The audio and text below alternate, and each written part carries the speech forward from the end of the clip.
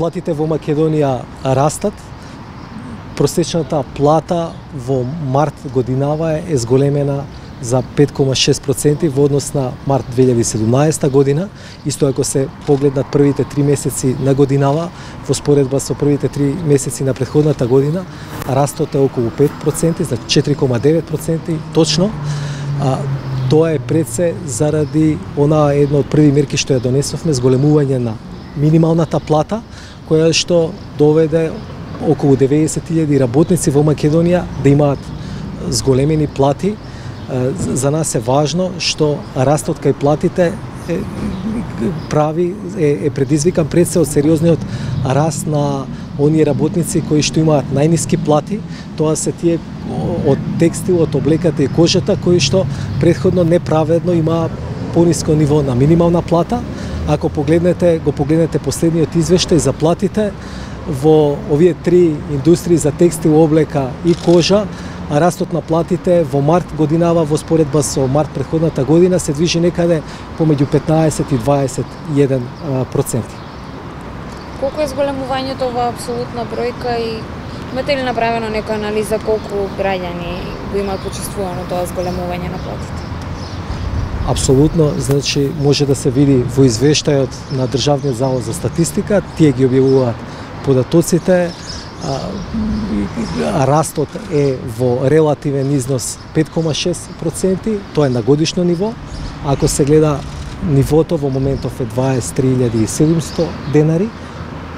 Колку, значи минималната плата самата предизвика 90.000 работници да имаат повисоки плати и најважно е што тоа се случи кај оние работници кои што беа со најниски плати. Значи ова не е предизвикано и може да се види од извештајот од работници кои што се од другиот крај на распоредот, туку баш на оние кои што се најниски и работат веројатно во потешки услови, физички понапорни работи, или за мене е најбитно што во текстилната индустрија пред се жени и дека и тие добија зголемување на платите.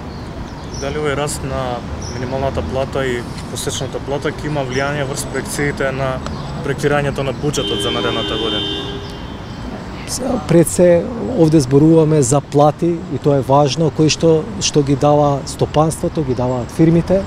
И за нас, од друга страна, ако зборуваме за буџетот, важно е дека и овие мерки се така дизајнирани, значи да се гледа бруто платата, значи фирмите си ги плаќаат придонесите и вчера дадов една изјава во која што во првите месеци од годинава придонесите се зголемени за некаде 6%, тоа е добро, бидејќи на крајот се полни и фондот за пензиско осигурување. Знаете дека од претходната влада наследивме сериозен проблем со дефицитот на ПИО. Министре, кога работниците ќе добијат една плата што е од 500 евра, бидејќи сите сме сведоци дека сите овие што ги гледат на луѓе не се ни приближно таа сума. Значи за нас како влада е најважно дека платите во Македонија растат. Ние правиме се да го поддржиме тој раст, бидејќи тоа е еден од нашите главни приоритети. Тоа што беше и дел од програмата се однесува, значи за пред на крајот на мандатот. Сега е важно што фирмите кои што почнаа да даваат поголеми плати пред се во овие три сектори, веќе со нив сме во комуникација, дизајниравме некои нови мерки кои што ќе овозможат и тие да ја зголемуваат продуктивноста, да вложуваат во опрема, во машини.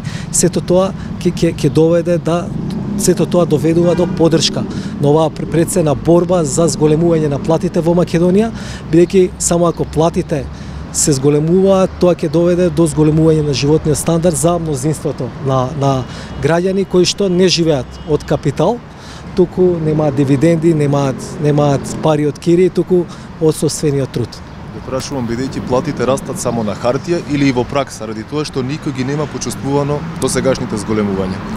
Апсолутно, значи ние зборуваме и ова се податоци кои што ги објавува Државниот завод за статистика, значи се податоци на база на тоа што го добиваат како исплатени бруто плати од УЈП, значи тоа се на вистински исплатени плати и од една страна има зголемување на платите, ако споредуваме период со период зголемени се за 5% платите, и втората работа е што и ние прифаќаме, ние сме свесни дека во Македонија платите треба да бидат повисоки, но еве ние имаме сериозни мерки кои што правиме поддршка, од една страна платите да растат, второ да ги помагаме и фирмите да ја зголемуваат продуктивноста, бидејќи наша крајна цел и луѓето да бидат вработени, а овие мерки да не предизвикаат негативни тенденции пред се отпуштање на вработени, и добро е што такво нешто не се случува во Македонија.